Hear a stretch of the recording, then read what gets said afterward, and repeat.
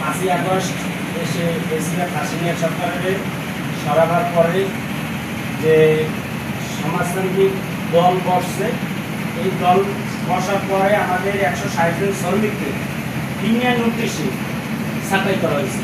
তাদের আদৌ পর্যন্ত কোনো সুরাহ দেওয়া হয় না। আমরা 3 দিন বারবার আপনাদের না আমাদের 160 বছর আমাদের ভোটারে আছে, 160 জনকে বাদ দেওয়া হয়েছে, 60 বছর তাদের হয়েছে। তাদের উপর 2 মাসের বেতন বকেয়া রাখতে তাদেরকে বাদ দেওয়া হয়েছে। তাদের 2 মাসের বেতনও দেওয়া হয় নাই, কাজ করছে তা আর বাদ দেওয়া হয়েছে। তারা পাওয়া হয়েছে প্রায় 5 মাস চলতেছে। তাদের শুধু ব্যবসায়ীকে বিবেকী কমিশনার তার কার্যালয়ে রাখে। টাকা পরে আমরা গেলাম আন্দোলনের পরে, আমরা কাজ বন্ধ করে দিয়েছিলাম আন্দোলন করতে গিয়া। তারপর সে তার কার্যালয় ডেকে নিয়ে আমাদের কাছ থেকে 30 কর্মদিবসের সময় নিয়েছিল। এই ভিতরে আমি আপনাদের এমন কাজ করে দিয়েছিলাম কাগজে, যাতে আপনাদের বেতন বৃদ্ধির জন্য কোনো শ্রমিকের ছাঁটাই করলে, তারপরে কোনো শ্রমিক অসুস্থ হয়ে করলে, যখন শ্রমিক মারা গেলে জানি তো কারো দ্বারে আর দৌড়াতে না হয়, আমি সেইটাতে আমি সুন্দরভাবে কাগজ গুছিয়ে দিই। আমরা সেইটা তার কথায় বিশ্বাস করি, তাকে সময় দিই। সে সেই সময় নিয়ে আজ পর্যন্ত কোনো সমাধান আমাদেরকে দেয় না।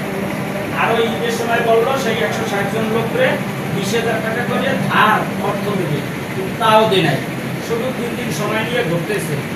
আর ওইটা উপলক্ষ করে আমাদের শ্রমিকের এখন 3 দিন বর্তমানে এতদিন 8 বছর আমি চাকরি করে 15 বছর আমার চাকরির লাইফে এভাবে হয় না যে আমরা 30 দিন কাজ করছি, আমরা 30 দিন এটা চলতেছি। এই কমিশনার এই আন্দোলন সংগ্রাম আমরা করে দিতে আমাদের ন্যায্য পাওনা চাই দিতে, সে আমাদের ঈদের সময় ঈদ বোনাস দিয়েছে, হ্যাঁ কাটতে রাখছে। তারপরে বৈশাখী আমরা পাই 20%, তার বেতন এটা 20%। আগে 10,000 টাকা বেতন পাইতেন, 20% হলে 2,000 টাকা ঈদ বোনাস পাইতেন। এখন বৈশাখী বেতা আর এখন আমাদের বেতন ধার্য করা হয়েছে প্রতিদিন 550 টাকা হারে আমাদের বেতন আসে 16,500।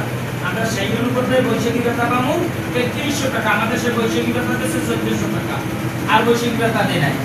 বোনাস দিয়েছে 7,000 টাকা, 8 টাকা দেয় নাই। আমরা যদি অর্ধেক পাই সেখানে আমরা পাবো 8,250 টাকা, সে আমাদের দিয়েছে 7,000 টাকা, বাকি টাকা দেয় নাই। ওই টাকা ওই চাইতে যাওয়ার পরে এই মাসে সে একটা ডিক্লেয়ার দিল যে সে আমাদেরকে বেতন দেবে 22 দিল, যে শ্রমিক কাজ করো না করলে বাড়ি চলে যাও, কোনো কৈফিয়ত নাই, কোনো কৈফিয়ত চাইতে পারবে না।